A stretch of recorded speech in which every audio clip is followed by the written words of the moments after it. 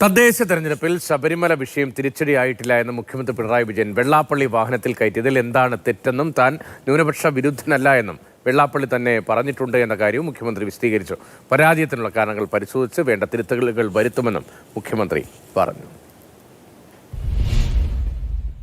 തദ്ദേശ തിരഞ്ഞെടുപ്പിലെ കനത്ത തിരിച്ചടിക്ക് ശേഷം മുഖ്യമന്ത്രി പിണറായി വിജയൻ ആദ്യമായി മാധ്യമങ്ങൾക്ക് മുന്നിലെത്തി. ഇത്തരമൊരു ഫലം പ്രതീക്ഷിച്ചിരുന്നതല്ല എന്ന് മുഖ്യമന്ത്രി. തിരഞ്ഞെടുപ്പിൽ ഇടതുപക്ഷത്തിനേറ്റ തിരിച്ചടിയുടെ പ്രധാന കാരണം ശബരിമല അല്ല എന്ന് മുഖ്യമന്ത്രി പറഞ്ഞു. ശബരിമല സ്ഥിതി ചെയ്യുന്ന പന്തളത്തും ക്ഷേത്രനഗരമായ കൊടുങ്ങല്ലൂരിലും BJP നേരിട്ട തിരിച്ചടി ചൂണ്ടിക്കാട്ടിയായിരുന്നു മുഖ്യമന്ത്രിയുടെ വിശദീകരണം. ശബരിമലയുമായി ബന്ധപ്പെട്ട് കാര്യങ്ങളെടുത്താൽ അത് വലിയ തോതിൽ പ്രചരണത്തിന് വേണ്ടി ഉപയോഗിച്ചു എന്നുള്ളത് വസ്തുതയാണ്. ആ പ്രചരണം BJP നടത്തിയിട്ടുണ്ട്, കോൺഗ്രസും UDF നടത്തിയിട്ടുണ്ട്.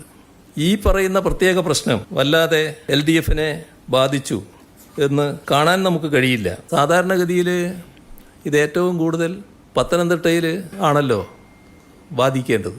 LDFനെതിരായ സ്വാധീനം ഉണ്ടായിരുന്നുവെങ്കിൽ ഈ പന്തളത്ത് BJPയുടെ നില ഗണ്യമായി കുതിച്ചുയരേണ്ടതായിരുന്നില്ല. മലബാർ മേഖലയിൽ ഇടതു തിരിച്ചടിയുടെ പ്രധാന കാരണങ്ങളിലൊന്നായി വിലയിരുത്തപ്പെടുന്ന വെള്ളാപ്പള്ളിയെ വാഹനത്തിൽ കയറ്റിയ സംഭവത്തിലും സമാനമാണ് പ്രതികരണം.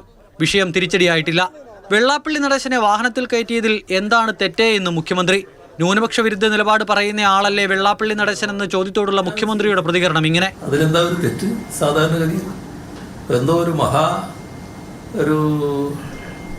തരത്തിലും തൊട്ടുകൂടാൻ പറ്റാത്ത ഒരാളാണ് വെള്ളാപ്പള്ളിയെ പോലെ ഒരാൾ എന്ന് പറയാൻ പറ്റും. വെള്ളാപ്പള്ളി എന്നത് നമ്മുടെ സംസ്ഥാനത്തെ ചില പ്രധാനപ്പെട്ട സാമുദായിക സംഘടനകളുടെ നേതാക്കളിൽ ഒരാളാണ്. ന്യൂനപക്ഷ വിരുദ്ധമല്ല ഞാൻ പറയുന്നത് എന്ന് അദ്ദേഹം തന്നെ വ്യക്തമാക്കുന്നുണ്ട്. ലീഗിനെതിരായിട്ടാണ് ഞാൻ പറഞ്ഞത്. ശബരിമല സ്വർണ്ണക്കൊള്ളക്കേസിലെ പ്രതികളായ ഉണ്ണികൃഷ്ണൻ പോറ്റിക്കും ഗോവർദ്ധനും കോൺഗ്രസ് നേതാക്കളുമായി അടുത്ത ബന്ധമെന്ന് മുഖ്യമന്ത്രി. അതീവ സുരക്ഷയുള്ള സോണിയാഗാന്ധിയുമായുള്ള കൂടിക്കാഴ്ചയ്ക്ക് പ്രതികൾക്ക് എങ്ങനെ അവസരം ലഭിച്ചു എന്നും മുഖ്യമന്ത്രി ചോദിച്ചു. സോണിയാഗാന്ധിയുടെ വസതിയിൽ ഇവരെയും വിളിച്ചു കൊണ്ടുപോകാൻ മാത്രം അടൂർ പ്രകാശനും ആന്റോ ആന്റണിക്കും എന്ത് തരം ബന്ധമാണ് ഇവരുമായിട്ടുള്ളത്? BJP കോൺഗ്രസ് കൂട്ടുകെട്ടാണ് തിരുവനന്തപുരം കോർപ്പറേഷനിലെ ഇടത് തിരിച്ചടിക്ക് കാരണമായതെന്നാണ് മുഖ്യമന്ത്രിയുടെ ആരോപണം.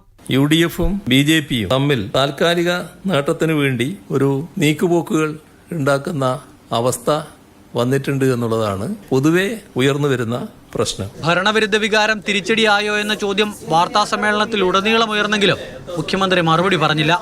ഏറ്റവും ഒടുവിൽ ഉയർന്ന ചോദ്യവും അത് തന്നെ. ചെറുചിരിയിൽ വാർത്താ സമ്മേളനം അവസാനിപ്പിച്ച മുഖ്യമന്ത്രി.